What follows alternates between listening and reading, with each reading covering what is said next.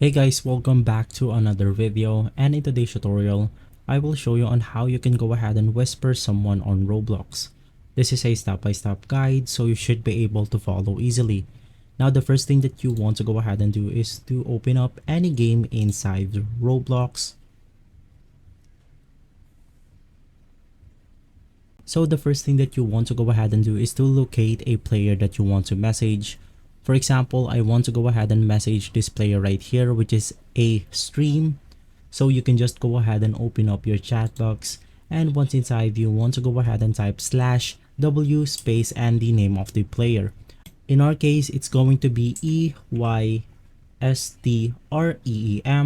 and as you can go ahead and see, the system automatically detects that player.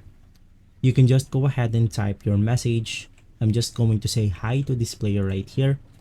And as you can go ahead and see, we have successfully whispered to that player. If this video has been helpful for you, please consider by liking and subscribing. I'll make sure to see you again next time. And as always, thank you.